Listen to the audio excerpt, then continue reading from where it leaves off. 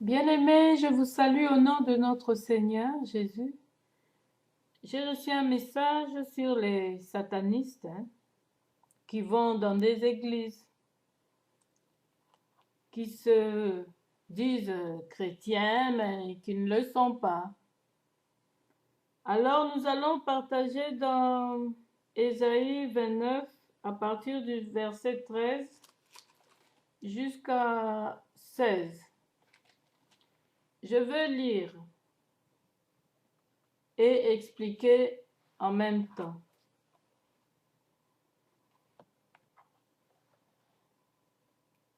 Le Seigneur dit, « Quand ce peuple s'approche de moi, il m'honore de la bouche et de lèvres.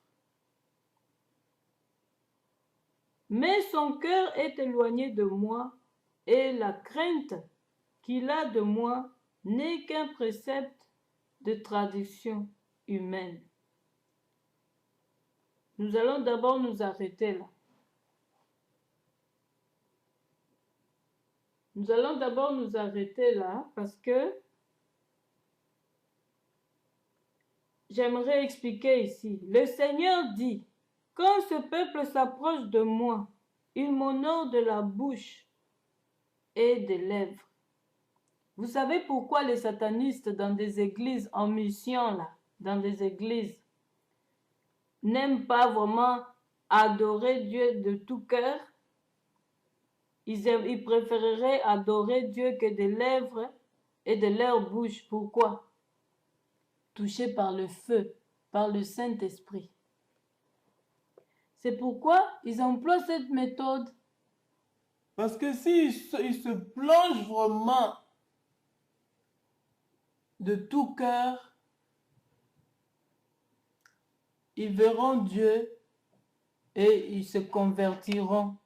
Mais beaucoup ne veulent pas se convertir. C'est pourquoi ils font semblant.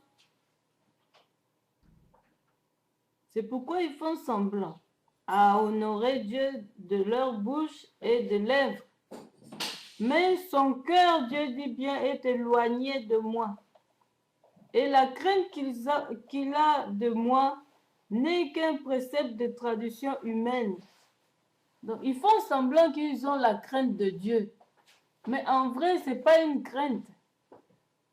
Ils font semblant aussi à faire le bien et tout ça. Et tu sens vraiment que non, ça c'est une sœur en Christ. Quand elle prie, c'est vraiment les anges qui se sont levés tout autour.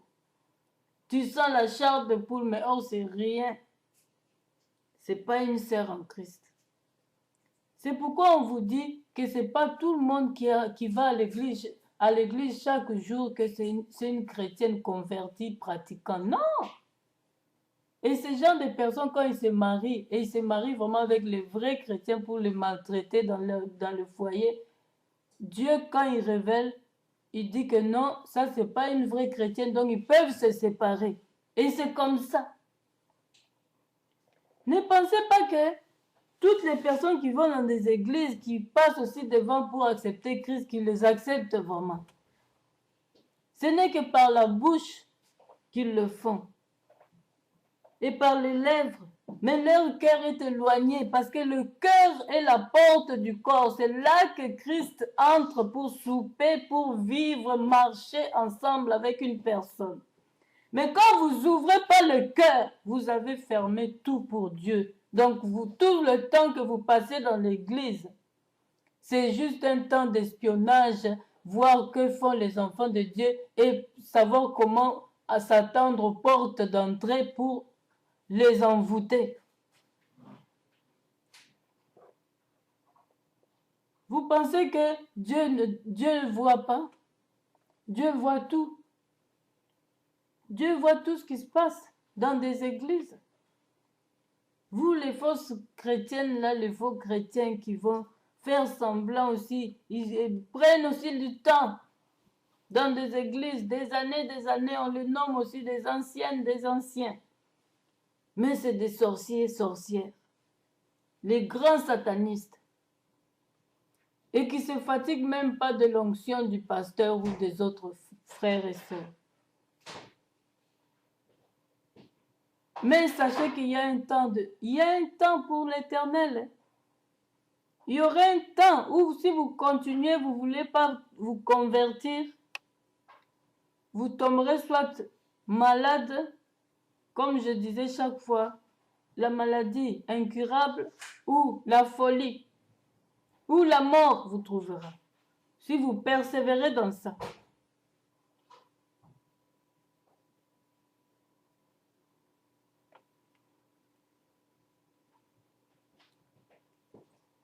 Alors, nous allons continuer.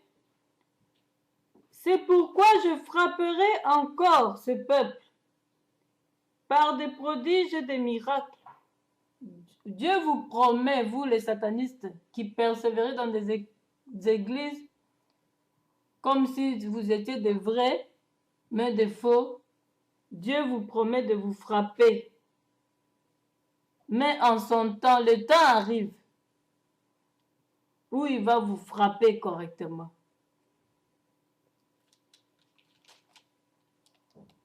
Et la sagesse de ces sages périra. Et comme ça, comme vous vous croyez plus sage que les pasteurs et les frères qui sont à côté, qui ne vous remarquent pas, votre sagesse là de Satan périra. Et l'intelligence de ces hommes intelligents disparaîtra. Vous disparaîtrez. Vous allez disparaître. Pourquoi vous allez disparaître? Parce que quand Dieu va te frapper de folie, tu n'existeras plus dans cette église, dans l'assemblée des saints. Quand tu seras quand tu seras malade, incurable, frappé d'une maladie incurable, ta sagesse périra. Tu es confondu.